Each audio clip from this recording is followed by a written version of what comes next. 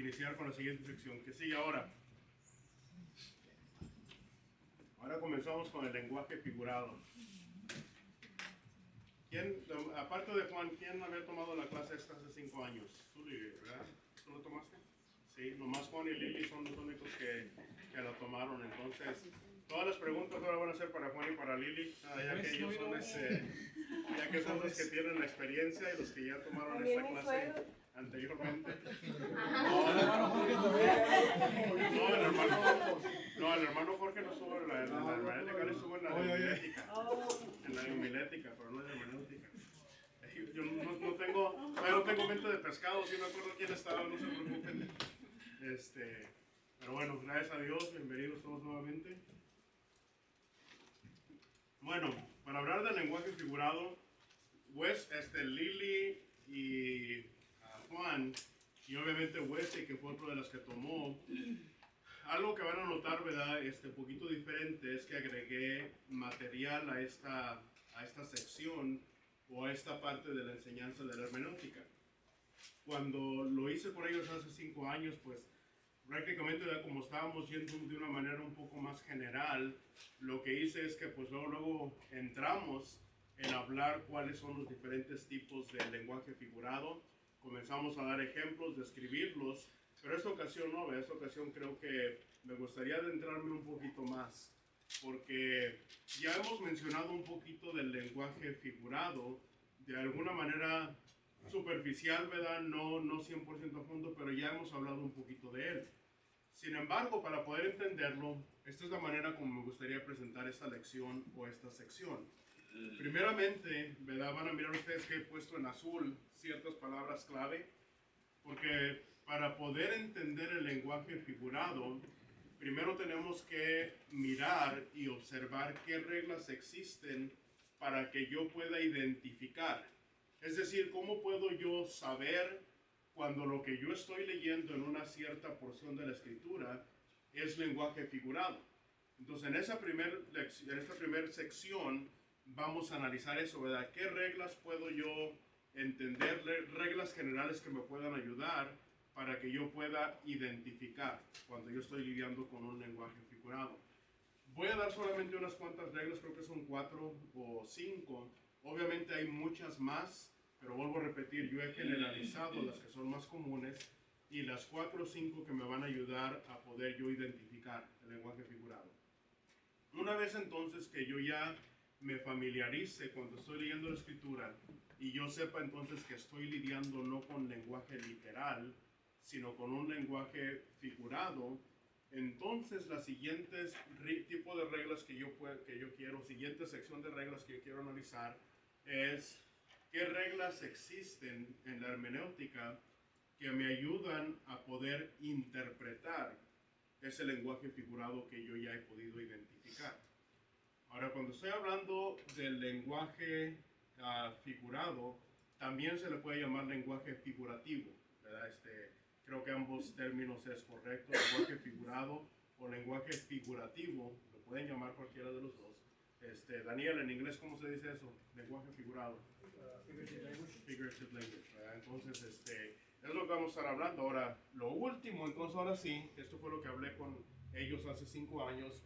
¿Cuáles son algunos? Y ahora puse esa palabra clave, algunos, porque no los vamos a mirar todos, pero vamos a mirar a aquellos que vienen a ser de los que más encontramos en la Biblia, o aquellos que probablemente vienen a resaltar más. Entonces vamos a mirar algunos de los tipos de lenguaje figurado. Juan, dime un ejemplo de lenguaje figurado, que te acuerdas.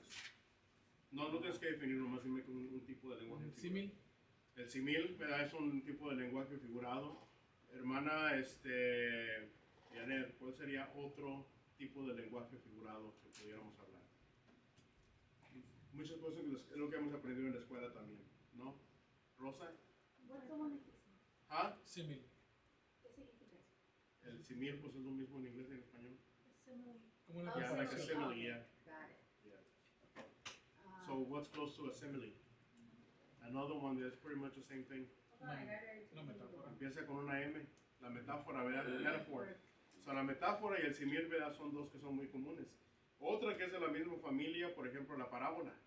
¿Qué hacen todos? ¿Qué tienen todas ellas en común? Pones una cosa a un lado y la otra al lado y ¿qué haces? Las comparas, ¿verdad? Son diferentes maneras de comparar. El simil, la metáfora, la parábola, todo eso son diferentes maneras. Luego, obviamente, hay otros tipos de lenguaje figurado, ¿verdad? Aquí ya puede entrar también la hipérbole, la metonimia. Podemos hablar, la parábola es otra manera de lenguaje figurado. La profecía no es lenguaje literal, aunque la ponemos en una sección separada, ¿verdad? Porque toma un poco más de tiempo para estudiarla, pero igual la profecía no deja de ser un tipo de lenguaje figurado, porque usa símbolos, usa ciertas palabras, ¿verdad? Que no son o no deben de ser tomadas literales, sino entender de qué manera el autor las está usando para poder extraer, ¿verdad?, el mensaje de lo que le está diciendo. Entonces, esa es la manera como vamos a estudiar esta sección, ¿verdad? Primero, vamos a aprender a identificar, vamos a aprender a interpretar, y ahora sí, ya que sabemos todo esto, podemos aplicar esas reglas para poder buscar cómo interpretamos los diferentes tipos de lenguaje figurado. ¿Todos bien hasta aquí? ¿Sí? Bueno, entonces, por eso en mente, vamos a comenzar con la primera sección. ¿Cuáles son algunas de las reglas que nosotros podemos encontrar o utilizar para poder identificar el lenguaje figurado? Bueno, la primera de ellas, yo diría, esta es la más fácil, ¿verdad?, que vamos a poner. Incluso no he puesto ningún ejemplo porque creo que se explica por sí sola. El sentido del contexto es lo que va a indicar. ¿Qué estamos diciendo con eso? Que la única manera o la única ocasión que yo voy a considerar el lenguaje de lo que yo estoy leyendo como un lenguaje figurado es solamente cuando el contexto inmediato así me lo demanda. Es decir, cuando yo miro lo que está antes o inmediatamente después, yo lo analizo con el texto que yo estoy leyendo, y si el contexto, ¿verdad?, me indica que el lenguaje que está utilizando es lenguaje figurado, entonces yo lo voy a tratar como lenguaje figurado. ¿Okay? Pienso, ¿verdad?, que esa se explica por sí sola, y por eso voy a repetir, en ese sentido no puse ningún ejemplo, ¿verdad?, que podamos utilizar. Pero de esto sí ya hemos mencionado muchas veces, ¿verdad?, que siempre que yo estoy leyendo un pasaje, yo siempre debo de pensar que ese pasaje es literal, a menos que el contexto me sugiera que ese lenguaje que estoy utilizando no se está usando de manera literal, ¿verdad? Y ahorita voy a dar varios ejemplos en cuanto a eso. La segunda regla sí quiero poner un poquito más de tiempo. La segunda regla para identificar que el lenguaje que yo estoy leyendo es lenguaje figurado es cuando el significado literal envuelve una posibilidad. ¿Qué quiere decir eso? ¿Qué quiere decir eso? Cuando el significado literal envuelve o implica una imposibilidad.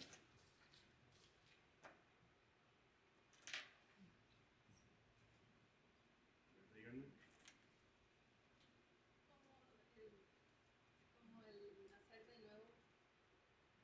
Como el nacer de nuevo.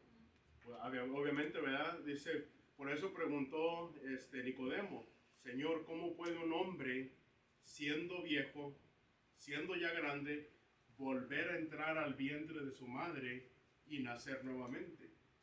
En ese sentido literal, ¿verdad?, es una imposibilidad que un hombre ya crecido, un hombre ya maduro, pueda otra vez entrar al vientre de su madre y nacer. Entonces ahí nos damos cuenta que el lenguaje que Jesucristo usa, si no nacieres de nuevo del agua y del espíritu, no puedes, ¿verdad?, entrar en el reino de los cielos. Entonces entendemos que ese lenguaje figurado fue utilizado para dar a entender una verdad en cuanto al reino o en cuanto a la iglesia. Buen ejemplo, hermano. ¿Sí, hermano? Que tienes que morir para vivir. Que tienes que morir para vivir, ok. Ahí parece algo contradictorio, ¿verdad? Una imposibilidad, ¿sí, hermana? Podría ser como cuando habla en Apocalipsis de las calles de oro. Bueno, ese ya sería lenguaje profético, ¿verdad? Pero en ese sentido no sería algo imposible, ¿verdad? Porque sí se pueden hacer, literalmente, pueden hacerse calles de oro, ¿verdad? Entonces algo que sí es literal sí puede existir. En el caso de un hombre, ¿verdad? Yo, Juan o Miguel, ¿verdad? Ya estamos grandes, ya estamos formados. Pareciera una imposibilidad. ¿Cómo puede un hombre ya grande entrar en el vientre de su madre y nacer nuevamente? Es algo que implica una imposibilidad o envuelve una imposibilidad. Entonces, en ese sentido, yo entiendo, ese lenguaje tiene que ser figurado porque sería imposible que un hombre ya grande pueda entrar en el vientre de su madre. Aquí tengo otro, ahorita quiero que me busquen otros ustedes también, porque aquí se me gustaría que ustedes me den ejemplos de algunos que piensan. En este caso, Jeremías capítulo 1, versículo 18. Cuando Dios llama al profeta Jeremías, ahí en el capítulo 1, Jeremías fue alguien que comenzó a profetizar en el tiempo del rey Josías.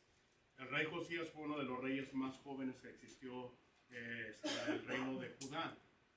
¿Cuántos años tenía Josías cuando comenzó a reinar? ¿Alguien se acuerda? 8 años tenía cuando comenzó a reinar.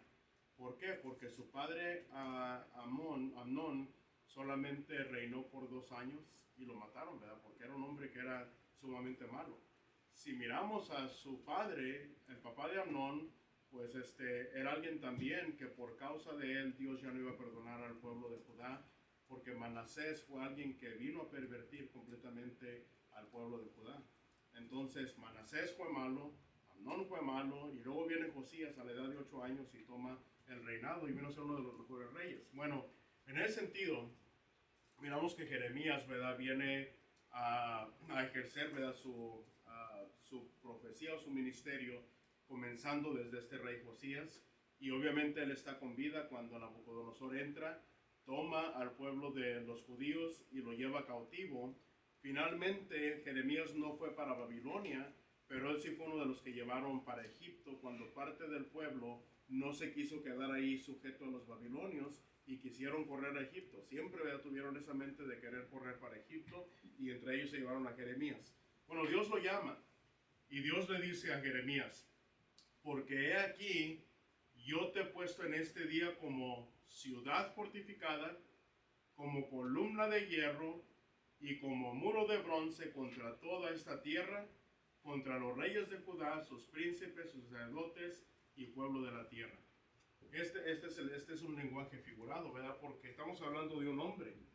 Y cómo este hombre, Dios lo puede poner como una ciudad fortificada. Es un hombre de carne y hueso. Cómo este hombre de carne y hueso, Dios lo puede poner como una columna de hierro. Fierro, ¿verdad? Está hablando ahí, steel. La otra, ¿verdad?, también que miramos ahí, y como un muro de bronce. Entonces miramos, ¿verdad?, que lo que Dios está diciendo ahí sería una imposibilidad que un hombre físico de carne y hueso venga a ser puesto como ciudad fortificada, como columna de hierro y como muro de bronce. Entonces entendemos entender, de acuerdo a lo que yo leo, que como esto implica una imposibilidad, tiene que ser un lenguaje figurado, un lenguaje figurativo. ¿Qué otro pueden pensar? Ya miramos aquí 2 ejemplos, ¿verdad? Yo solamente puse el que mencionó, ¿quién mencionó al otro? Tú lo mencionaste, ¿verdad? El que mencionó Angie, ¿verdad? Son 2 buenos ejemplos. ¿Quién piensa de uno más? Que implique una imposibilidad. Porque las reglas están fáciles, ¿verdad? Pienso que esas reglas están facilitas para entender que estamos hablando de lenguaje figurado. Lili, ¿que yo tengo one? No, está en la mente. Ajá. Estoy leyendo aquí un versículo, pero no estoy segura, no sé si sea esto, donde habla de la red, que compara la iglesia. Dice: asimismo el reino de los cielos es semejante a una red. ¿Eso pudiera ser o no? ¿En qué sentido? Que nada más lo compara. Bueno, sí, ese sí es lenguaje figurado, ¿verdad? Pero no entra en esta categoría, ¿verdad? Porque no envuelve una imposibilidad. Tú puedes lanzar una red, ¿verdad?, en el mar, literalmente vas a agarrar pescados de diferentes tipos, los que andan ahí, ¿verdad?, donde sea que andes pescando. Y esa es la implicación que hay en ese texto. Pero entonces algo que puede pasar literalmente. Ahora es aplicado espiritualmente, pero no entra en esto que envuelve una imposibilidad. Ya, pero si es lenguaje figurado, vamos a llegar a eso. ¿Sí, hermana? Cuando dice que tenemos que ser como niños para entrar al reino, no entra ahí.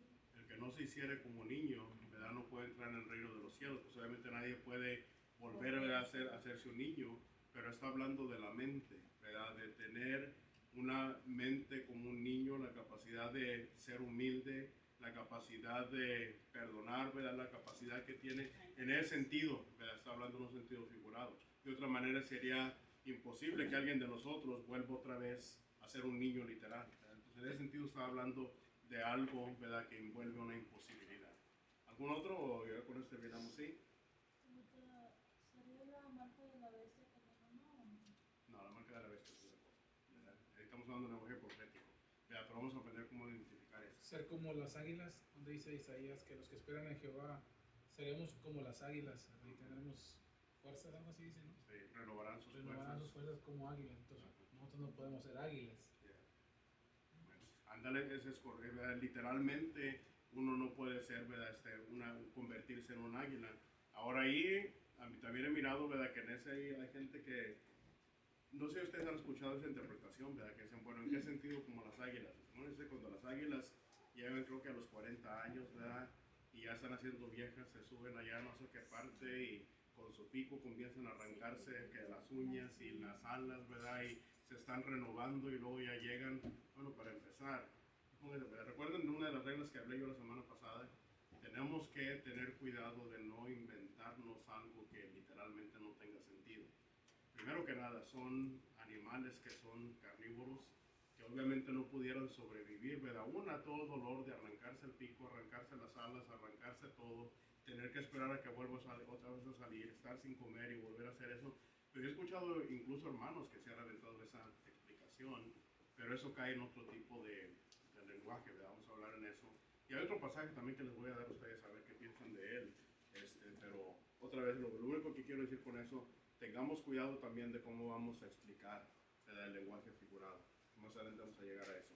Pero pienso que eso se entiende fácilmente, ¿verdad? Si implica una imposibilidad, yo lo leo y digo, bueno, esto obviamente no puede suceder literalmente. Por eso me lleva a mí a pensar, este tiene que ser lenguaje figurado. Otra manera de interpretarlo, otra regla es, si la interpretación literal de lo que estoy leyendo yo hace que contradiga otro pasaje explícito de la Biblia, entonces, ¿verdad?, eso implica que uno de los dos pasajes tiene que estar en sentido figurado, ¿verdad? Porque yo no puedo tener dos pasajes en la Biblia que se estén contradiciendo uno al otro. Entonces eso a mí me tiene que llegar a pensar, uno de los dos, o ambos, ¿verdad?, pero por lo menos uno de ellos tiene que estar en lenguaje figurado, porque no puede haber una contradicción. Bueno, yo les voy a dar un ejemplo y luego quiero, ¿verdad?, que ustedes pues me den también uno. Este que yo tengo, ¿verdad? El Juan capítulo 11, versículos 25 y versículo 26. Dice ahí, le dijo Jesús, yo soy la resurrección y la vida. Noten, el que cree en mí, aunque esté muerto, vivirá. Bueno, ahí cae en la primera, ¿verdad?, que sería una imposibilidad. ¿Cómo puede alguien, aunque esté muerto, ¿verdad?, estar vivo? Literalmente no tiene sentido. Sabemos que se habla en sentido figurado. Pero el versículo 26, y todo el que vive, que está vivo, y cree en mí, no morirá eternamente. ¿Crees esto? ¿Qué viene a contradecir esta parte? Y todo el que vive y cree en mí, no morirá eternamente. ¿Hay algún pasaje que contradiga esto? ¿Lo hay o no lo hay? ¿Sí? Les voy a poner uno en la pantalla, déjenme ver si me acuerdo.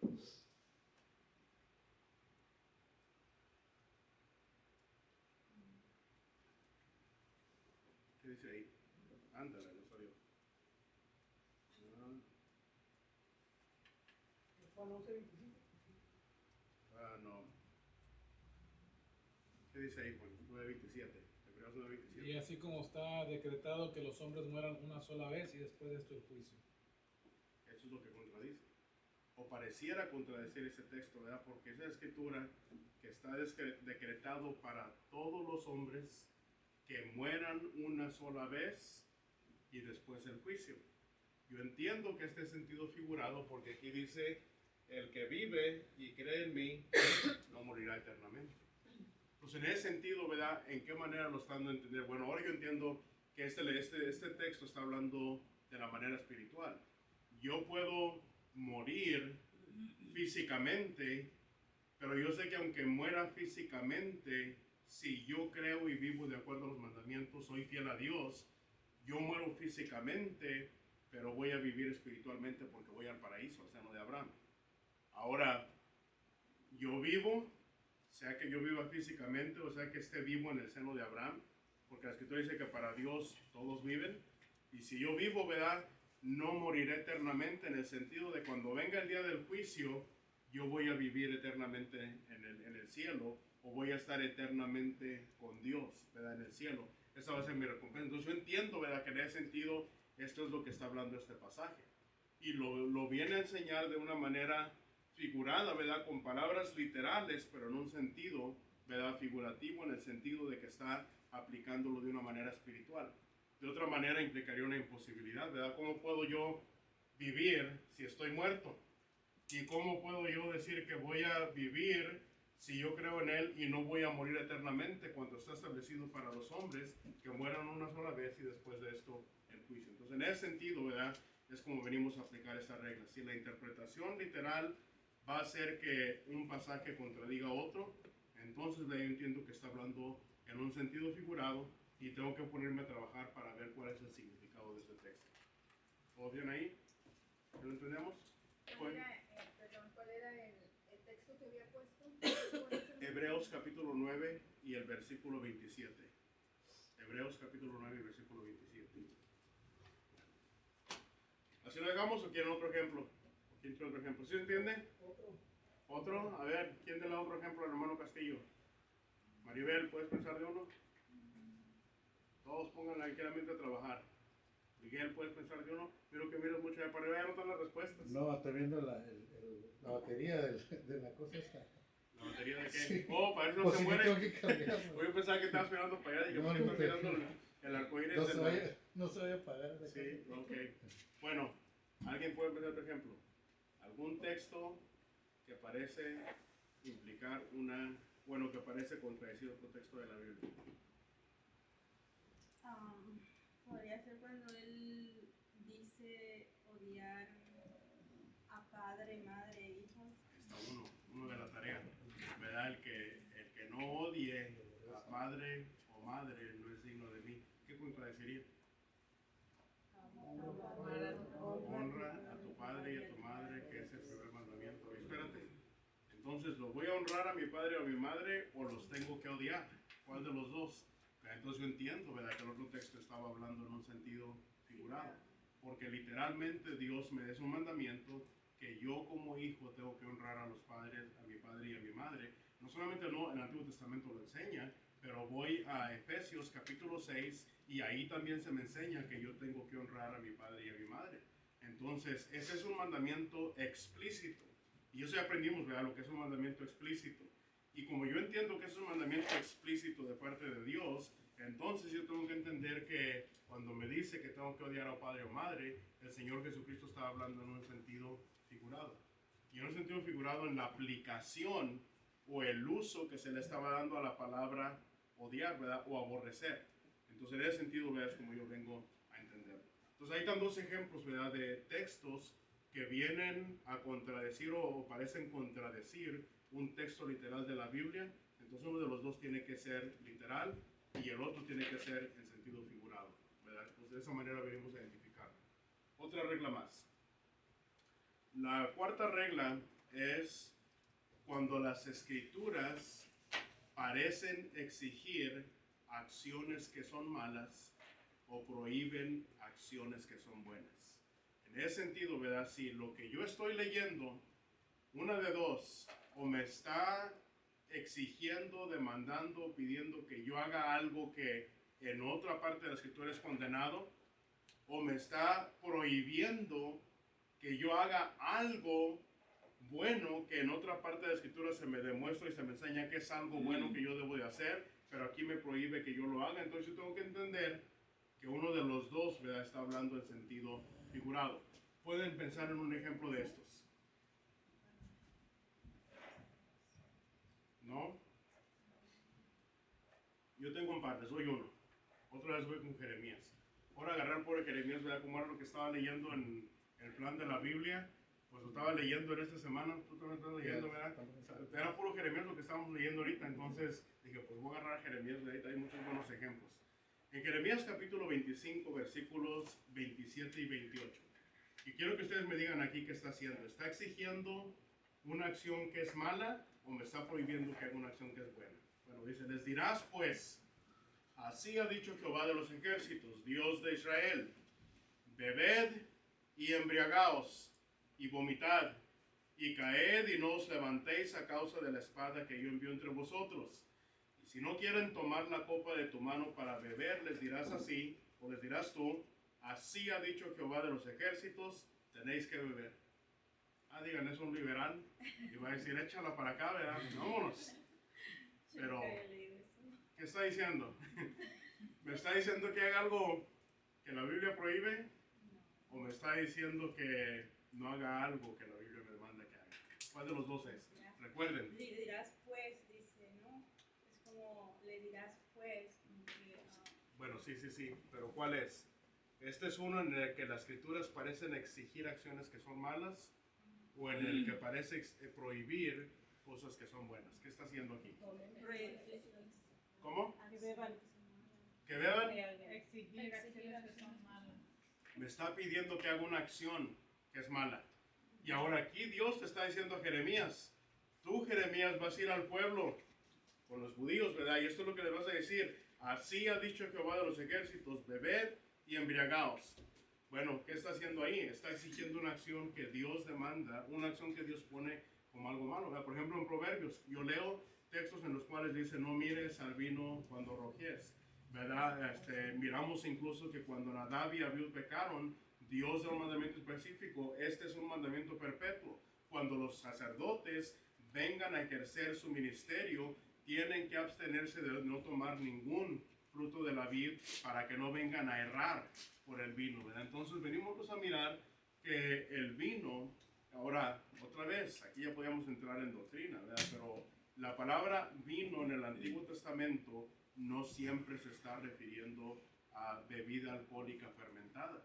La palabra vino, hay varias palabras hebreas que dependiendo del contexto me va a dictar si está hablando de bebida intoxicante o si está hablando simplemente de algo que es fruto de la vid, ¿verdad? En este caso hoy en día nosotros tenemos palabras diferentes. La palabra vino, yo entiendo rápidamente que el vino es algo intoxicante, pero si yo digo jugo, yo sé que el jugo no es algo intoxicante. Bueno, en el hebreo y en el griego, las palabras que existían para saber de cuál tipo de vino estaba hablando, si estaba hablando de vino jugo, tenían que ver el contexto. Lo mismo ve en el Nuevo Testamento las palabras griegas, pero eso es una doctrina para otro tiempo. El punto aquí es que aquí me está pareciendo o parece exigir acciones que son malas, ¿verdad? Que la Biblia viene a declarar como acciones que son malas. ¿Es malo embriagarse? ¿Es malo beber? Claro que sí. Sin embargo, claro que está pidiendo Dios al pueblo de Judá. Beban y embriáguense y vomiten y cáiganse y no se levanten a causa de la espada que yo vengo a poner entre vosotros. ¿Quieres la cámara? No. No. La Lili. Bueno, entonces, hermanos, aquí tenemos ¿verdad? Pueden pensar ustedes de otro. Donde Dios demande una acción que es mala o donde Dios prohíba hacer una acción que es buena, pero que es sentido figurado. A ver, ¿quién dice yo? No sé si cabe allí, pero cuando le pidió a Abraham que entregara a su hijo, no sé si entra allí. No, ahí está poniendo a prueba la fe de Diferente. Abraham, la de fuego literal que Dios pidió, en un sentido. Bueno, se las dejo de tarea. Como miro que ahí están pensándola mucho, ¿dejamos de tarea? Bueno, de tarea, apúntenla, la tarea. Aquí está la primera tarea. Ya me ayudaron. Primera tarea, que no sea este texto en el punto número 4 o la regla número 4 para identificar. Denme un ejemplo de un lenguaje figurado donde parece exigir una acción que es mala o prohíbe una acción que es buena. Está la tarea. Les doy un minuto para que la apunten, para que lo marquen ahí. Ejemplo figurado. Y si no, como quiera pueden regresar, mirar el video. Y estamos como en el minuto 29 del video, minuto 30 y más o menos le buscan. ¿Sí, verdad? Como el minuto 29, más o menos. 29, sí. Bueno, y ahí lo busquen, ahí va a estar la tarea, ¿verdad? Punto número o regla número 4. Así es que ya saben, si no quieren más tarea, pónganse a pensar rápido y denme un ejemplo, porque si no, me voy a dejar de tarea. ¿Ok? Y ahí están 4 reglas. ¿Están listos para la más difícil? Esta que viene va a ser la más difícil. No, no me pasa. cuando el autor declara, ¿verdad? Hay ocasiones que no me tengo que quebrar la cabeza. Hay ocasiones que el mismo autor ya me ha declarado o ya me ha dicho que es lenguaje figurado. Aquí les voy a dar dos ejemplos, ¿verdad? Número uno, por ejemplo en Juan capítulo 2, versículo 18 y versículo 19, ustedes recuerdan, aquí es cuando el Señor Jesucristo había entrado al templo, y recuerdan lo que hay en el templo, que estaban pues haciendo negocio, y que el Señor llega, comienza a voltear las mesas y aventando ahí, ¿verdad? Y pues obviamente la escritura, ¿verdad?, viene a decir que ahí los apóstoles entendieron que ahí se estaba cumpliendo una parte de la escritura, el celo por tu casa me consume. Pero el punto es que el Señor Jesucristo entró al templo, volcó las mesas, corrió a esta gente y les dijo, ¿verdad?, que han hecho de la casa del Señor cueva de ladrones. Vienen los judíos, versículo 18. Y los judíos respondieron, le dijeron, le hacen la pregunta, bueno, ¿qué señal nos muestras ya que haces esto? Y Jesús les dijo, destruir este templo y en 3 días lo levantaré.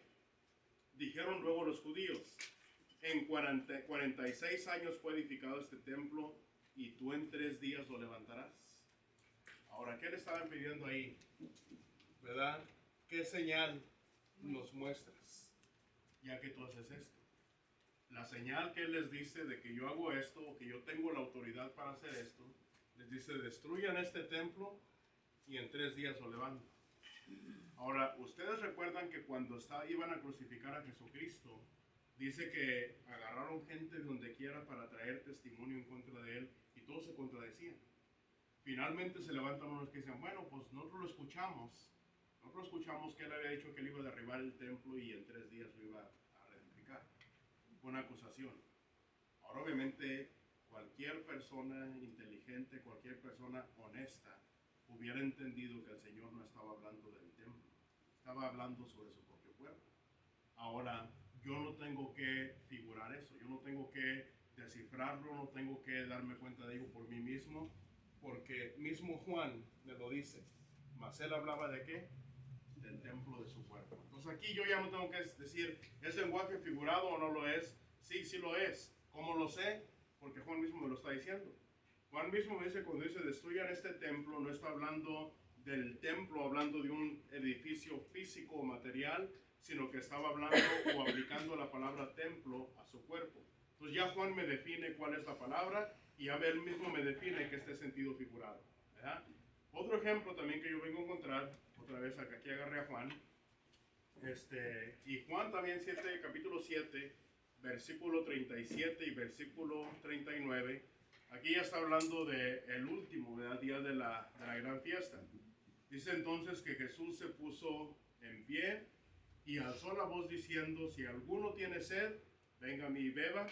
El que cree en mí, como dice la Escritura, y esta es la frase que quiero que pongan atención, como dice la Escritura, de su interior correrán ríos de agua viva. Esa frase, bueno, yo vengo a pensar, bueno, ¿en qué manera van a correr de mi interior ríos de agua viva? Bueno, ya Juan me lo dice, esa frase no es una frase literal, sino que es una frase que está en sentido figurado. Y esto dice, Él lo dijo del Espíritu que habían de recibir los que creyesen en Él, pues aún no había venido el Espíritu Santo, porque Jesús aún no había sido glorificado. ¿Con qué conecto yo esto? Bueno, yo lo vengo a conectar con Juan capítulo 15, ¿verdad? Capítulo 16 y capítulo 17, donde Jesús habla del Consolador. Es necesario que yo me vaya, porque si yo no me voy, no va a venir el Consolador. Y cuando el Consolador venga, Él les va a recordar todas las cosas que yo os he enseñado. Él los va a guiar a toda la verdad. Habla de las cosas que iba a hacer. ¿Quién era el Consolador? Y él mismo dice el Consolador, el Espíritu, el cual mi Padre enviará en mi nombre. Entonces Él declara, lo que Juan me declara aquí en Juan capítulo 7, versículo 37 al 39, más tarde mismo Juan, en esa conversación o en esa enseñanza del Señor Jesucristo en el aposento, de donde ellos estaban celebrando la Pascua, ahí nos declara que Él se estaba refiriendo al Consolador o al Espíritu Santo. Y obviamente, ¿dónde se cumple esto? En Hechos capítulo 2, ¿verdad? Cuando llega el día del Pentecostés y viene un gran estruendo, ¿verdad? Y vienen los apóstoles a recibir lenguas repartidas, empezaron a hablar en lenguas, empezaron a predicar el evangelio, y ahí la gente comienza a pensar o a preguntar, ¿qué es esto que estamos mirando? ¿Qué no son estos hombres galileos? ¿Cómo pues escuchamos hablar en nuestra propia lengua en que hemos nacido? A eso está refiriendo esto. Pero yo no tengo que figurar todo esto yendo a todos esos textos, que ahora sí ya los conozco, porque aquí mismo ya Juan me está diciendo que los ríos que correrán del interior en aquellos que creen en Él, está haciendo referencia a los que iban a recibir dones espirituales. A eso está refiriendo, a los que iban a recibir dones espirituales en el tiempo temprano de la iglesia. Y Juan mismo lo está declarando. ¿Ok? ¿Preguntas aquí? Pues este está facilito, ¿verdad?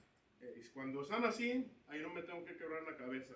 El mismo autor me está diciendo, esto lo dijo el Señor, pero lo dijo en sentido figurado, lo dijo en este sentido. ¿Sí, hermano?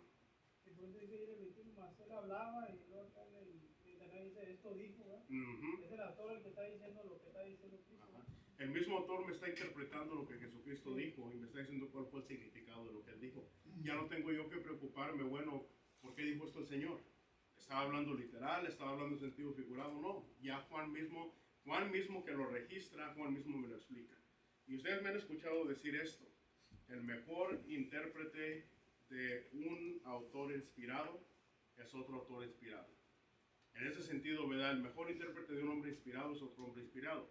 Jesucristo, siendo inspirado por el Espíritu Santo, siendo Dios, dando la palabra de Dios, cuando viene un hombre como Juan, que es un hombre inspirado, y él me explica lo que Jesucristo dijo, hermanos, ahí se acabó el asunto. No tengo yo que venir a tratar de hacer más investigaciones cuando ya un hombre inspirado me dio la explicación, ¿verdad? Entonces, esto me va a ayudar mucho. Esta es la regla, dije la más difícil, ¿verdad? Pero pues, obviamente es la más fácil. Por aquí ya no me la tengo que quebrar. Y qué bueno fuera que todo lenguaje figurado se estuviera, ¿verdad? Si yo me la tuviera que quebrar y facilito. Pero igual yo pienso que estas 5 reglas están fáciles. ¿Están de acuerdo conmigo? Facilitas, ok. Bueno, listos ahora sí para ahora las reglas. Las reglas para interpretar. Ya aprendimos 5 reglas para identificar cuando estoy lidiando con lenguaje figurado. Ahora vamos a aprender algunas reglas para interpretar el lenguaje figurado en la Biblia. ¿Okay? ¿Listos? Comenzamos con la primera. Me dicen cuándo. Hasta le están sacando un mito a la pluma y algunos. ¿Ya? Okay. Vamos a la primera. ¿Cuál es la primera regla que yo tengo que usar en el lenguaje figurado? Y van a notar que voy a empezar básicamente con lo que acabo de terminar ahorita. Dejar que el autor me dé su propia interpretación. Entonces, voy a volver a usar uno de los textos que ya habíamos hablado aquí. ¿Verdad? Si aquí Jesucristo estaba hablando, derribad este templo y en 3 días, o destruir este templo y en 3 días lo reedifico, el autor es Juan. Y el mismo autor que está haciendo, él mismo está dando la interpretación. Entonces ahí, ¿verdad? La mejor regla, cuando el autor me dé la interpretación, mejor tomo la interpretación de él y yo dejo de aventar o dejar mi mente que huele a la imaginación y que mi mente se invente cosas que no lo son. ¿Pero qué implica esto? Que yo tengo que tener mucho cuidado lo que yo estoy leyendo. Pero no, muchas veces leemos un pasaje como estos y lo leemos de corrido y a lo mejor no consideramos eso y nos brincamos ese texto que es el más cortito, el versículo 21. Y nos lo brincamos porque íbamos leyendo rápido. Pero cuando yo leo detenidamente y le pongo atención a lo que yo estoy leyendo, ahí mismo el mismo texto me viene a enseñar muchas cosas, si yo le pongo atención. Entonces, en este caso, algo que el autor de vez en cuando va a hacer es que él mismo va a registrar el evento, a registrar las palabras o lo que está comunicando, y él mismo me va a dar la interpretación de aquello lo cual él estaba revelando, de aquello lo cual él me estaba enseñando. Entonces el apóstol Juan, ¿verdad? Aquí lo vino a hacer. Obviamente lo hizo en los 2 textos, ¿verdad? Que acabo yo de mencionar anteriormente. No los puse los 2, pero esta regla, ¿verdad? También va conectada con aquello. Que aquí yo dejo que el autor sea que me dé la interpretación. Por ejemplo, Jesucristo también. Cuando hablamos de las parábolas, muchas de las parábolas obviamente el Señor solamente las dijo, ¿verdad? Y se da por entendido que pudimos comprender o descifrar cuál era el significado o la aplicación de la parábola que él estaba hablando. En este caso, de la parábola del sembrador. Ustedes recuerdan que en Mateo capítulo 13, al principio del capítulo, dice que Jesucristo vino a referir una parábola. Y en la parábola él comienza a decir, bueno, había un sembrador y mientras él iba por el camino, cierta de la semilla que él llevaba, una cayó a la orilla del camino, otra cayó entre espinos, otra cayó entre piedras, otra cayó en buena tierra. Y obviamente habla de diferentes cosas que pasaron con esa semilla. Pero finalmente los apóstoles se quedan pensando, bueno, pues, ¿de qué estaba hablando? Bueno, aquí viene a descifrarle en Mateo capítulo 13 de qué era lo que estaba hablando. ¿Cuál fue la explicación que dio ahí, Juan? ¿Te acuerdas de manera general? La que cayó en el camino es la que vienen las aves. Ajá. Se la comen, ¿verdad? Es la persona que hasta acepta a Cristo, pero no dura. Así es. Y ya le dejo la otra a alguien más. A ver, ¿me cayó en los espinos cuál es? ¿Ah? La que el calor del sol la secó. Ajá. Corta duración, ¿verdad? Bueno. La de las aves, ¿verdad? Viene el enemigo, quita la palabra del corazón y pues la quitó rápidamente.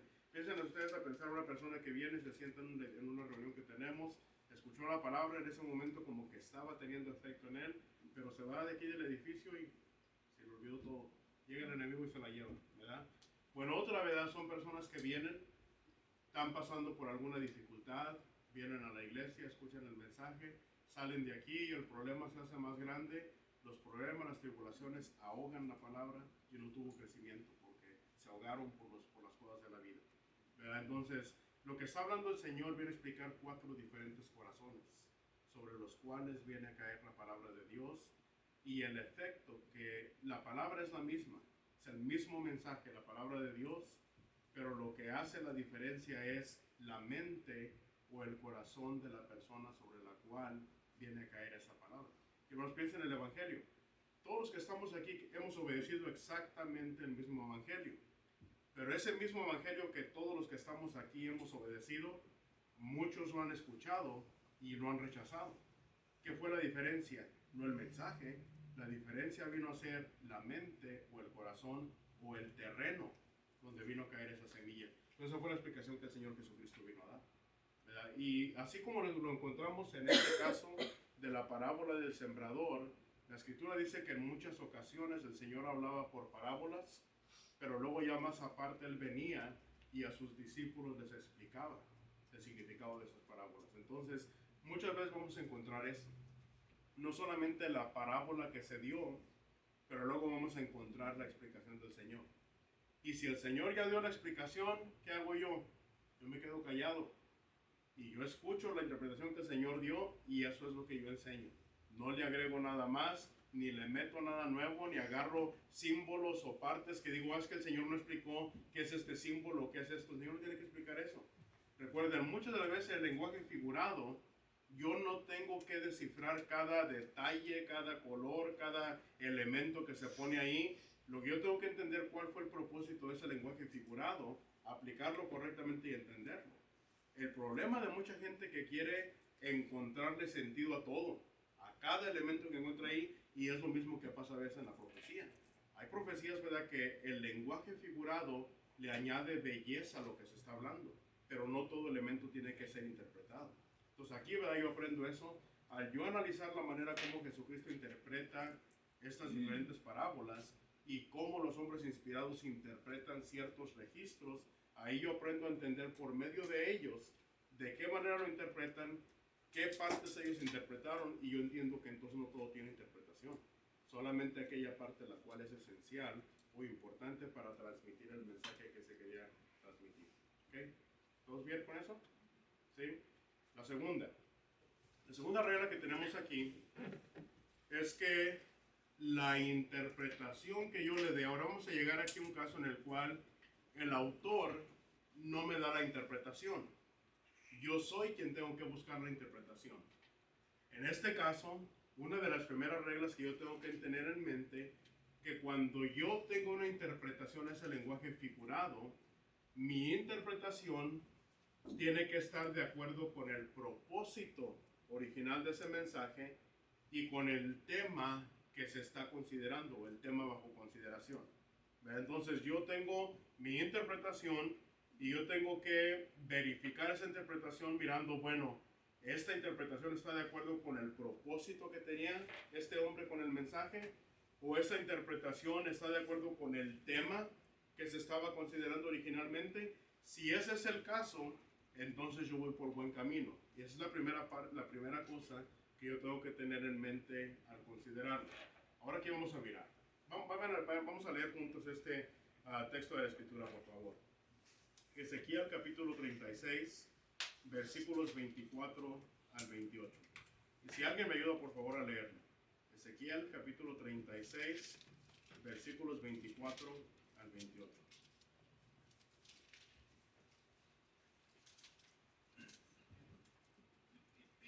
Y yo os tomaré de las naciones, y os recogeré de todas las tierras, y os traeré a vuestro país. Esparciré sobre vosotros agua limpia, y seréis limpiados de todas vuestras inmundicias, y de todos vuestros ídolos os limpiaré. Os daré corazón nuevo, y pondré espíritu nuevo dentro de vosotros, y quitaré de vuestra carne el corazón de piedra, y os daré un corazón de carne, y pondré dentro de vosotros mi espíritu, y haré que andéis en mis estatutos, y guardéis mis preceptos, y los pongáis por obra. Habitaréis en la tierra que di a vuestros padres, y vosotros me seréis por pueblo, y yo seré a vosotros por Dios. Ok. Ahora, en este texto que acaba de leer nuestro hermano Juan, ustedes van a mirar que hay varias cosas aquí que podemos estar seguros que es lenguaje figurado. Por ejemplo, en el versículo 25 dice, esparciré sobre vosotros agua limpia y seréis limpiados de vuestras inmundicias.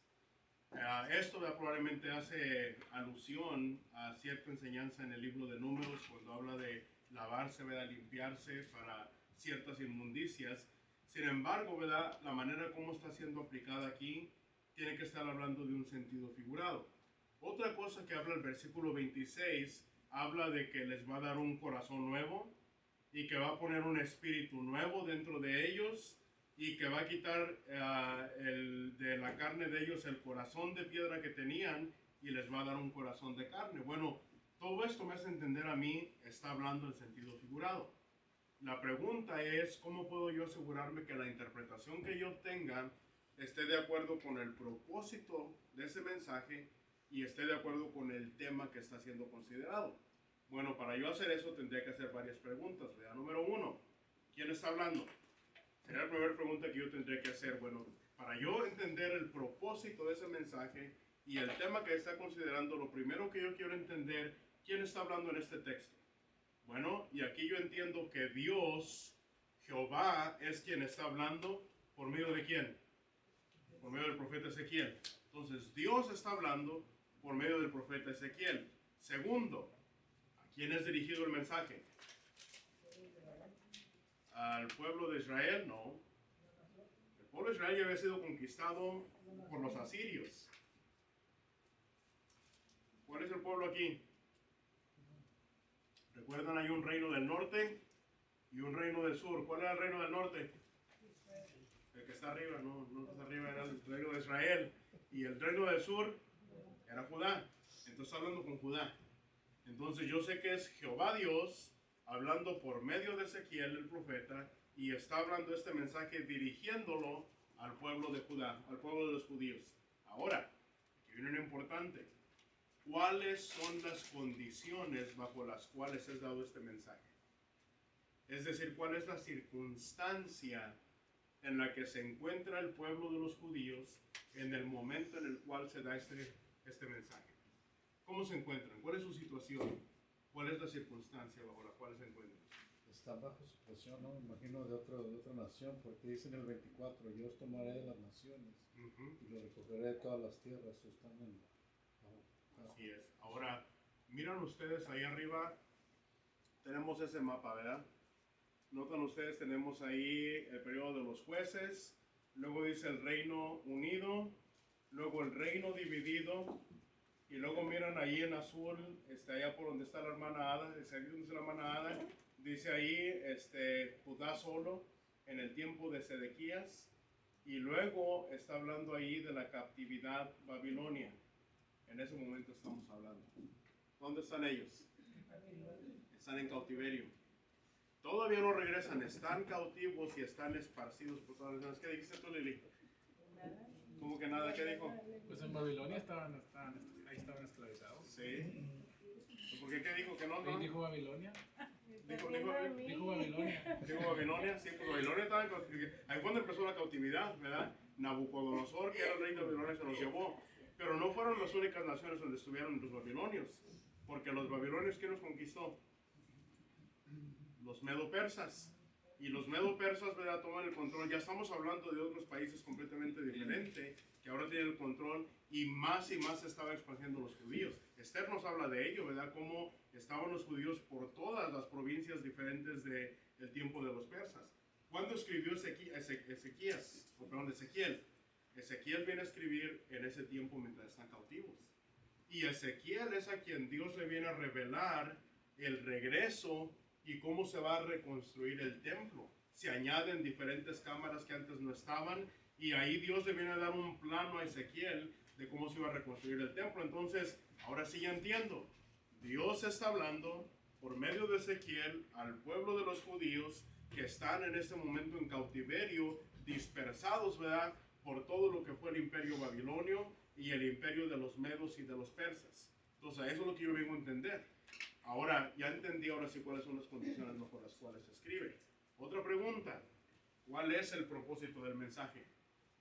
El propósito del mensaje es que ellos entiendan, ustedes fueron llevados cautivos, ¿por qué razón? Porque habían quebrantado mis mandamientos, porque yo les había mandado profeta tras profeta y ustedes los habían ignorado, siguieron haciendo su camino pervertido y por esta razón fueron castigados, fueron llevados cautivos, pero no se ha acabado la esperanza.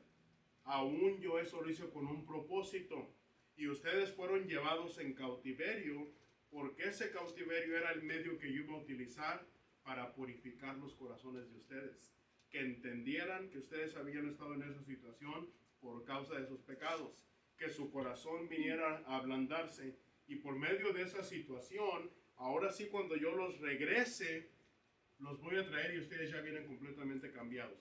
Piensen de esto, el hijo pródigo. El hijo que se fue originalmente no era el mismo que había regresado. Regresó uno completamente diferente. ¿Qué fue lo que cambió? Es el mismo hombre, es el mismo joven. ¿Qué fue lo que cambió? Su sufrimiento le ablandaron su corazón. El sufrimiento y venir a tocar fondo fue lo que le abrió los ojos para valorar lo que él tenía. ¿Qué pasó con el pueblo de Israel? Exactamente lo mismo. Necesitaban el cautiverio para que abrieran los ojos y entendieran que estaban en esa situación por lo que habían pecado, pero que entendieran que como Dios es un Dios misericordioso, aún en el cautiverio, Dios no se había olvidado de ellos, ni se había olvidado de ninguna de sus promesas. Y por lo tanto, ¿verdad?, el propósito de este mensaje es decirles eso. Dios nos iba, dice el versículo 25, esparciré sobre vosotros agua limpia y seréis limpios de vuestras inmundicias y todos vuestros ídolos os limpiaré, os daré corazón nuevo y pondré espíritu nuevo dentro de vosotros y quitaré de vuestra carne el corazón de piedra y os daré un corazón de carne. Sentido figurado, ¿cómo lo hizo? Por medio del cautiverio. Entonces, por eso aquí, ¿verdad?, para que yo interprete de acuerdo al propósito del mensaje, yo tengo que hacer todas estas preguntas. Y una vez que yo considero todas estas preguntas, entonces ahora sí, yo interpreto ese lenguaje figurado, ¿verdad?, basado en toda esta información. Ahora, ¿qué pasa si yo no sé esta información? Va a malinterpretar. Voy a malinterpretar. Entonces, ¿sabes qué? Como no tengo esta información, esto lo pongo a un lado, le pongo una nota ahí para ser continuado y entonces me pongo a investigar todo esto. Una vez que yo investigue todo eso, ahora sí, entonces ya levanto donde me había quedado anteriormente y ahora sí ya vengo a interpretar. Y eso les va a pasar muchas veces. A mí me pasa en muchas ocasiones. Me pongo a estudiar un tema y luego me doy cuenta, híjole, comienzo a hacer todas estas preguntas y digo, pues aquí no sé la respuesta. ¿Qué implica? Que yo pensaba que iba a acabar de estudiar para las 8 o 9 de la noche y ahora digo, ¿sabes qué? Ahora probablemente hasta las 2 o 3 de la mañana voy a acabar porque tengo que investigar algo que yo no sabía. Entonces, eso es lo que implica, ¿verdad? Que si yo quiero correctamente interpretar algo, yo no tengo que aventarlo a la aventura, sino que tengo que tener toda esta información. Y entonces ahora sí yo puedo interpretar ese lenguaje figurado. ¿Tiene sentido, no? Sí. Y por eso vuelvo a repetir, muchas de las veces en la iglesia se sacan interpretaciones incorrectas porque no se hacen todas estas preguntas, no se consideran. Y por esa razón es que al final yo les quiero dar un resumen general de cada libro para que ustedes entiendan dónde está cada libro. Aquí ya les dije dónde está el libro de Ezequías. Se escribió ahí durante el cautiverio. Es donde escribió ese libro de Ezequías. Ah, Ezequiel. Ya no cambié el nombre. Ya si estabas despierto, ¿verdad? Me acordé del rey Sedequías, ¿verdad? Bueno, Ezequiel. Ezequiel se escribió durante el cautiverio. Bueno, ¿eso es para el siguiente? ¿Sí? Bueno, vamos a la siguiente regla. ¿Levantaste la mano tú, Miguel? No, iba a decir como comentario, se puede usar esa herramienta como básica para hacer un estudio, ¿verdad? Como en este caso, cuando nosotros tenemos nuestro estudio bíblico una vez a la semana, familiar, puedo yo implementar esas, sea que sea el tema, ¿verdad? Esas herramientas se pueden implementar para sacar el estudio básico, ¿verdad? Es Sí, algo general, ¿no?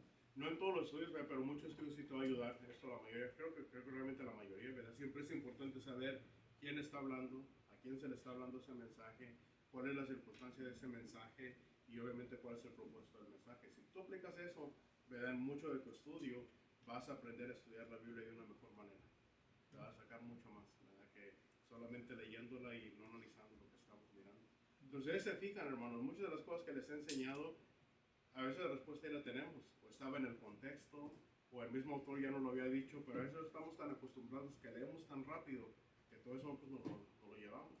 Eso es lo que hace la diferencia entre alguien que avanza en su estudio, alguien que toma el tiempo para analizar lo que está leyendo, ¿verdad? Y que tiene estas cosas en mente. Bueno, el último dato ahí con el tema de consideración, pues ya lo había mencionado. Ahora sí, otra regla más, la tercera.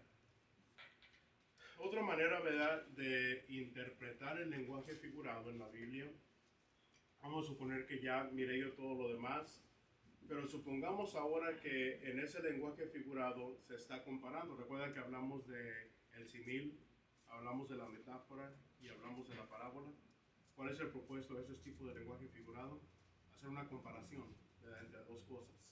Bueno, ¿qué es si entonces yo me encuentro, ¿verdad?, que hay una comparación que se está haciendo? Bueno, una manera de yo interpretarlo es analizando la semejanza que hay entre la cosa o el elemento principal y aquello con lo cual se le está comparando. ¿Cuáles son las similitudes? ¿Verdad? ¿Qué es lo que hay en común? ¿Qué es lo que hay semejante entre ellos? Les voy a poner aquí un ejemplo que pienso que lo ilustra muy bien. Por ejemplo, el profeta Isaías, en Isaías capítulo 53 y el versículo 7, si nosotros lo leemos, ¿verdad? Isaías capítulo 53 y el versículo 7, a veces lo leemos el primer día de la semana cuando vamos a participar de la cena. Ahí habla de Jesucristo. Y dice ahí, angustiado él y afligido, no abrió su boca. Como cordero fue llevado al matadero, y como oveja delante de sus trasquiladores enmudeció y no abrió su boca. La palabra como es una palabra que nos identifica que está comparando, es como. Entonces aquí en el caso de Jesucristo dice que él fue afligido, no abrió su boca, como cordero fue llevado al matadero, y como oveja delante de los trasquiladores enmudeció y no abrió su boca. ¿A qué se le está comparando? A un cordero, a una oveja, ¿verdad?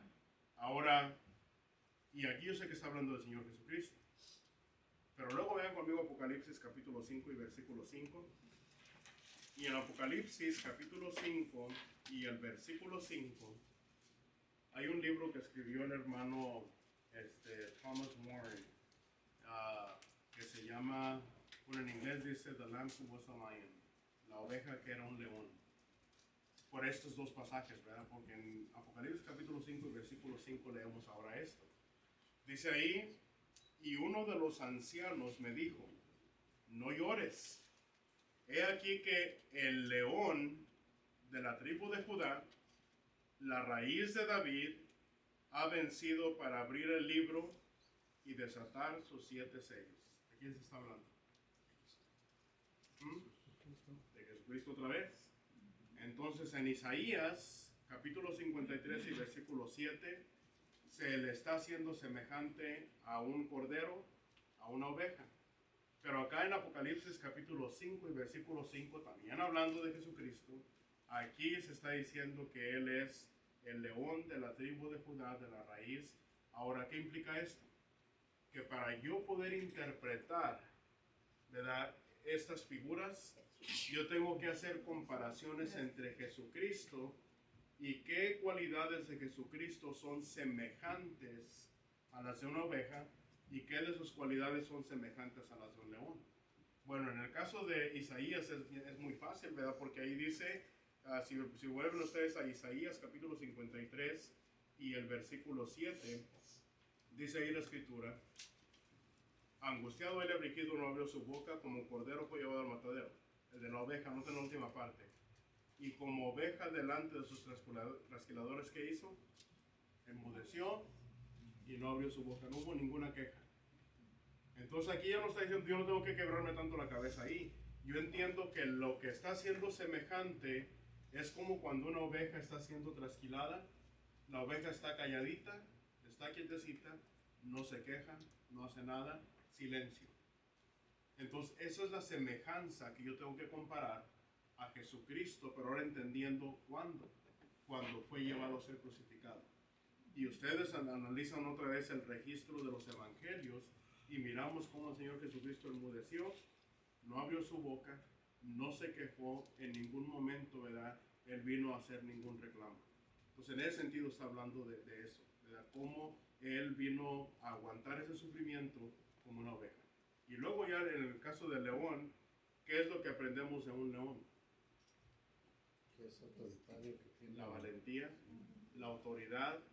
Y ahora, ¿ahí en qué sentido lo está hablando? De alguien que ya ha triunfado. De alguien, ¿verdad?, que ya está sentado en el trono, que con esa autoridad como un león, con esa fuerza como un león, Él ha triunfado y logró triunfar. Eso es lo que están mirando, ¿verdad? Isaías miró a Jesucristo en el tiempo en el cual Él va a ser crucificado y va a sufrir. Y Juan está mirando a un Jesucristo, el cual ya sufrió, ha triunfado. Y ahí, ¿verdad?, ahora sí Él ha venido a ser el rey y tiene toda la autoridad. Lo miró en su trono. Habla del león de Judá. Pero recuerden también que la tribu de Judá siempre fue comparada con un león. Si van a Génesis capítulo 49, cuando Jacob está a punto de morir y llega el tiempo en el cual habla de Judá, dice, tú león de Judá. Los Judá siempre fue comparado, ¿verdad?, con un león por los atributos de la tribu de Judá. Entonces en ese sentido, ¿verdad?, tengo que mirar qué cualidades yo vengo a tomar.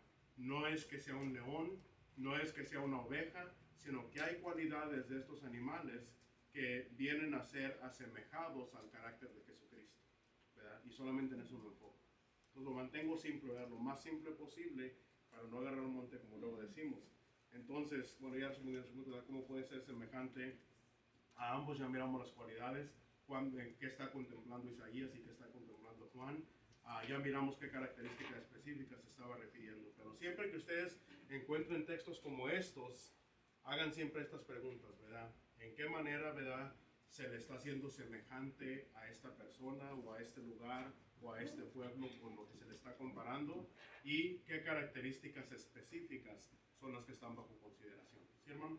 El versículo de que en Mateo 10:16, puede ser un ejemplo de esto mismo. ¿Mateo qué? 10:16. Ajá. Que dice, ya yo os envío como ovejas en medio de los lobos, por tanto ser astutos como las serpientes, como los palomas. Ándale. Y ahí encontramos el símil, ¿verdad?, que está diciendo cómo tienen que ser astutos o de qué manera tienen que ser prudentes y de qué manera tienen que ser sencillos. Entonces hay características que el Señor quiere que sus discípulos adopten de las serpientes y hay características que Él quiere que adopten también de las palomas, ¿verdad? Entonces ahí miramos sentido figurado, pero cuáles son las características que están siendo asemejadas entre lo uno y lo otro. Buen trabajo, hermano, buen ejemplo. Bueno, siguiente. Vamos a mirar ahora esta visión importante. Ya habíamos hablado de esto anteriormente, ¿verdad? Cuando estuvimos hablando de cómo Dios autoriza, pero una manera, ¿verdad?, en cómo yo voy a interpretar el lenguaje figurado, algo que a mí me va a ayudar mucho es entender los hechos históricos, antecedentes geográficos y antecedentes biográficos, yo los puedo utilizar para que ellos me ayuden a interpretar el lenguaje figurado. Ahora, para esto voy a dar un ejemplo. Recuerden, yo ahorita llegando a la casa también les voy a mandar todos los slides que cobramos ahorita, se los voy a mandar yo para que los tengan también. Un ejemplo que yo tengo aquí es el del profeta Jeremías. Y les dije, agarré a Jeremías yo esta vez, porque es el libro que he estado leyendo ahorita esta semana. Entonces, Jeremías, vamos a Jeremías capítulo 1, versículos del 11 al versículo 14. Nuevamente el libro de Jeremías, capítulo 1, versículos 11 al versículo 14. Lo voy a leer en voz alta y si ustedes lo tienen quiero que me acompañen y le pongan atención a varias cosas que vamos a leer ahí, ¿verdad? Porque aquí en esta visión que está teniendo Isaías hay dos cosas, dos objetos que él está observando. Y cuando Dios se pregunta qué es lo que miras, Jeremías responde, esto es lo que yo miro. Y Dios le responde, correcto, esto y esto es lo que va a pasar. Luego le hace otra pregunta a Dios, ¿y ahora qué miraste? Jeremías le responde, yo miré esto. Y Dios le dice otra vez, correcto, esto y esto es lo que va a suceder, ¿verdad? Entonces tengan eso en mente. Jeremías capítulo 1, versículo 11 al versículo 14. Entonces lo que dice el versículo 11, la vara de Jehová vino a mí diciendo, ¿qué ves tú, Jeremías? Y dije, veo una vara de almendro. Y me dijo Jehová, bien has visto, porque yo apresuro mi palabra para ponerla por obra. Ahí está la primera visión. ¿Qué miró? Una vara de almendro. ¿Qué le dice Dios? Bien has visto, porque yo apresuro mi palabra para ponerla por obra. Me enseña la figura, pero ahora yo tengo que entender por qué Dios está diciendo lo que está diciendo. Lo segundo, versículo 13. Vino a mi palabra de Jehová por segunda vez, diciendo, ¿qué ves tú? Y dije, veo una olla que hierve y su faz está hacia el norte. Y me dijo Jehová, del norte se soltará el mal sobre todos los moradores de la tierra. Ahí hay dos cosas que miró. ¿Qué miró? El primero que miró, ¿qué miró? Una vara de almendro. ¿Y qué es eso? ¿Con qué se come? Si se come son los almendros, ¿verdad? Si han comido almendros, las almendras se comen. Segundo, ¿qué miró después? Una olla hirviendo con su faz hacia el norte. Ahora, vamos a mirar aquí. Entonces, en el versículo 11, él miró esa vara de almendro. Y lo que Dios le dice, le declara que él se apresura a poner su palabra por obra. Oye, espérame.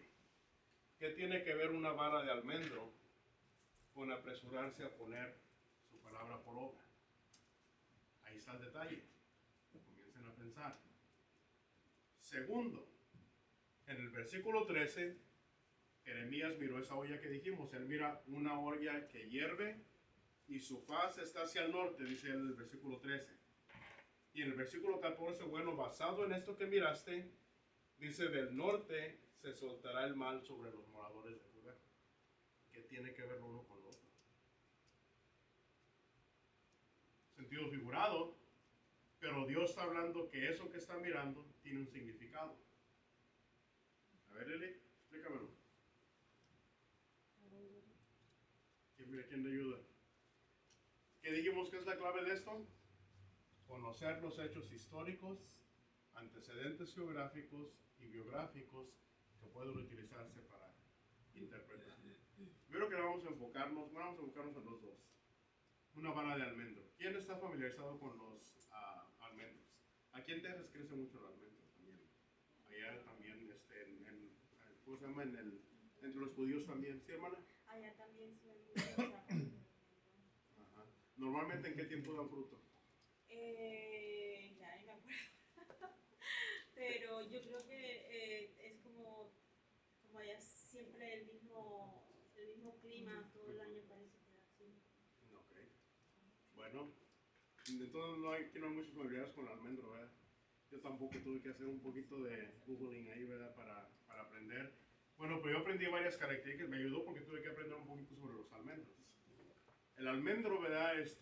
Trabaja de esta manera. Normalmente, dependiendo de donde leamos, dice que el almendro, el fruto normalmente puede ser entre enero a marzo. Bien temprano en el año rápido. Es uno de los árboles que rápido, temprano en el año ya hay fruta. ¿Verdad? De los más tempranos en dar fruto. Segundo, es un árbol que crece rápidamente. En muy poco tiempo después de que ustedes lo plantan, ese árbol rápido va a crecer. Entonces, esas son cosas que yo aprendo del almendro. Si entonces yo aprendo que una vara de almendro puede ser plantada y es una vara que va a crecer rápido y que cuando crezca rápido esa vara también muy temprano en el año da su fruto, entonces yo entiendo que lo que está comparando Dios de la vara de almendro es la rapidez con que da fruto y la rapidez con la que crece.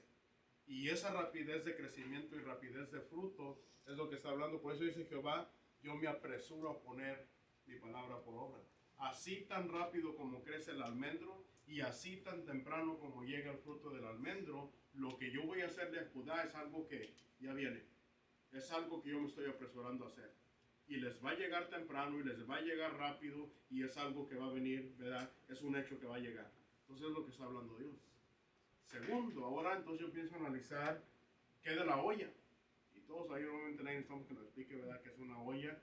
No sé qué es lo que tenga dentro, no me dice que tiene la olla, pero lo que me dice es que esa olla está hirviendo. ¿Cómo? ¿Qué digo, hermana? ¿Qué está poniendo la comida? ¿El molde? ¿Qué dijo? ¿El menudo? Pero si está hirviendo, puede ser líquido. Puede ser un líquido, sí, un líquido. También puede ser un caldito, hermana. El caldito también hierve. Ya está hirviendo, ya está listo. ¿Cómo? Sí, ya está hirviendo, ya está preparado, ya está Ya está listo. hirviendo, ya está lleno, ya está listo. ¿Verdad? A los que no saben, ¿verdad? Que no han probado, Juan hace un, ¿cómo se llaman los de esos? Oh, el crawfish. Ándale, el crawfish que hacen, le queda bien bueno, Juan, ¿verdad? Y también ya cuando empieza a hervir, todos nos acercamos ahí cerquita antes de que ya lo saque para entrarle luego, ¿sí, hermano? Darle como una olla de esa de presión. Ajá. Ya está a punto de. Necesita como un vapor para afuera que limpie. Ajá. Bueno, aquí está hablando de una olla literalmente, ¿verdad? Que estaba hirviendo, José, ¿verdad? Ah, ¿qué quiere decir faz? La paz, Sí, ¿qué es o lo sea que apunta apunta su superficie o la manera que él está mirando, ¿hacia dónde está apuntando? Como el reflejo. El reflejo, ¿verdad? Ajá, hacia facing, hacia dónde está mirando. No sé si tengan entendido. Ajá. Okay. Ahorita regreso como quiera.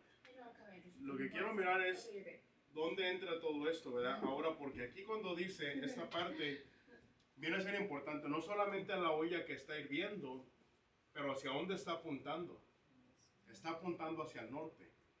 Ahora la pregunta ¿por qué? Porque esa parte también es importante, porque lo que Dios viene a declarar, así como tú miras esa olla que está hirviendo y que apunta hacia el norte, y eso que yo traigo repentina o rápidamente, es algo, ¿verdad?, que va a venir del norte y se va a soltar sobre los moradores de Judá. ¿Por qué del norte? Ahora, si yo entiendo, aquí estamos hablando en Jeremías. Jeremías, ¿dónde vivió? En el tiempo de Sedequías, y luego vienen Joacim, ¿verdad?, y todos estos reyes, y son llevados cautivos, y Jeremías está presente cuando entra a Babilonia a llevárselos. Está hablando de los babilonios. Aquí es donde es importante el antecedente histórico, porque yo entiendo dónde fue escrito Isaías. Recuerden, Isaías comenzó desde el rey Josías, y todavía en tiempo del rey Sedequías está vivo, el rey Joacim está vivo, llega Nabucodonosor, él está vivo, y se los llevan cautivos, y él todavía está vivo, y todavía se lo llevan para Egipto. Pues él sabía, o él sabe que está revelando que son los babilonios los que van a venir, y diferentes partes lo revelan también aquí. Ahora aquí es donde entra esa parte. ¿Dónde queda Israel?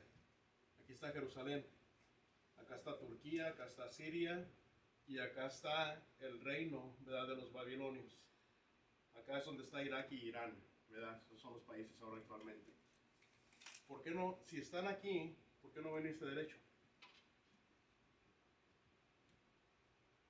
La topografía, ¿saben qué es la topografía? Las montañas, El estudio de la tierra. El estudio de la tierra, ¿verdad? La formación de la tierra, cómo está. Y ustedes miran a Jerusalén o Israel. Este es Israel. Miran todas las montañas que están allá y el río. Bueno, por esas razones que me viene. Y aparte de eso, ¿qué más hay? Hay desierto de ese lado. entonces cualquier ejército que iba a venir forzosamente tenía que venir por el norte. Y aunque Babilonia está al este, no va a ser un viaje directamente del este, sino que Babilonia tiene que venir por arriba, por Asiria, y bajar por el norte, entrar por el reino de Israel y finalmente llegar a los judíos. Pero está refiriendo. Y lo que está diciendo, como dijo Juan, cuando la olla esté hirviendo, ya está lista, el imperio babilonio ya estaba fuerte, ya estaba en control, ya estaba conquistando, ya era un imperio que ya venía y ya estaba en su camino, que iba a llegar y los iba a conquistar. A eso se refiere. Pero ¿cómo puedo yo saber e interpretar esto correctamente? Cuando yo vengo a entender un entendimiento del almendro. Le da la ramita chiquita del almendro y al rato el almendro rápidamente creció y comienza a dar un fruto temprano. Comienzo a analizar la topografía de Israel o de Jerusalén, que es a quien se le está hablando. Vengo a mirar por qué razón tienen que entrar por el norte, porque esa parte es importante y todo esto viene a ser importante. Entonces eso implica que yo tengo que ser cuidadoso en la interpretación que yo le doy a la Biblia. No voy a inventar nada. Yo tengo que tener toda la información posible que esté a mi disposición y entonces ahora sí yo estoy en una posición de poder interpretar correctamente cualquier figura con la que yo estoy lidiando. Y ahí nos damos cuenta entonces que no es fácil. Si yo quiero dar un estudio bien dado, si yo quiero dar una clase bien preparada, esto implica que yo estoy tomando el tiempo para analizar el material, para digerirlo, para entenderlo, y luego me tengo que enseñar de qué manera lo voy a explicar yo mejor para que la iglesia lo pueda entender. Por eso, ¿verdad? La Escritura enseña que no todos deben de hacerse maestros, debe haber muchos maestros. Si un hermano está dispuesto a enseñar y tiene ese deseo de enseñar, pero no está dispuesto a poner el tiempo necesario para preparar buen material, a lo mejor no lo haga, porque va a dañar a la iglesia. En lugar de hacer beneficio para la iglesia, va a dañar a la iglesia, va a desanimar a la iglesia, porque no le va a dar enseñanza, nutrición que la iglesia necesita, porque no está siendo diligente. Hermanos, es lo que falta mucho dentro de la iglesia. Y ustedes están aprendiendo aquí que no es tan fácil, ¿verdad? Venir a analizar. Es fácil cuando tenemos todas las reglas, pero lo que les estoy dando a entender les va a tomar tiempo y va a tomar mucha inversión y mucho trabajo para yo hacer las cosas correctamente delante de Dios. Y pues aquí siempre van a ser empleados por el mismo significado. Y eso es toda facilita. ¿Estamos bien? Y aquí va a estar la segunda tarea. Escriban. La segunda tarea, quiero que me encuentren dos textos, y aquí es de ustedes, donde un animal en un texto simboliza una cosa y en otro texto simboliza una cosa diferente. Pero quiero que me digan cómo llegaron a esa conclusión. No nomás me digan aquí, ¿verdad? Significa valentía y acá significa miedo. No. Díganme por qué llegaron a esa conclusión. O, ¿verdad? Pueden tomar algún elemento, el agua, el fuego, una roca, el aire, el viento, un tornado, lo que ustedes quieran. Y ahí díganme, bueno, aquí el agua, se habla del agua, pero aquí del agua se está refiriendo en este sentido y acá el agua representa esto otro. ¿Y por qué? Otra vez, denme una explicación. Porque no me dan la explicación, pues no la cuento completa. Ahora otra vez, como soy buena gente, en esta segunda, sí me la dan de acuerdo a otra vez a mi satisfacción, les doy un punto extra para el examen. Ya miré que 5 pues, se los agarran de volada. Un punto extra, ¿verdad? Porque si no, tampoco no quiero que exenten, ¿verdad? Todo el examen. Si no decir, hombre, pues ya para que estudio, ya tengo el 100 en el examen, ¿verdad? ¿Puntos extra? Sí, no. Entonces hay que estudiar un punto extra, ¿verdad? Entonces, no, son dos textos, uno de un animal y otro de... No, uno de los dos. No tienes que hacer los dos. Tú puedes elegir entre hacer sobre un animal o hacer sobre un elemento, pero esa es tu elección. ¿Ah? Si haces los dos, agarras 5 puntos. No, si haces los dos, hay 5 puntos, hermano. No más uno. Poder adelantarse para... No. What if we didn't do last time's homework? ¿Ah? What if we didn't do last homework? Can we do both of these? No, that's too late. El pasado. Pasado pisado. El pasado. ¿Quién dijo eso? José Vera. Ya lo pasado.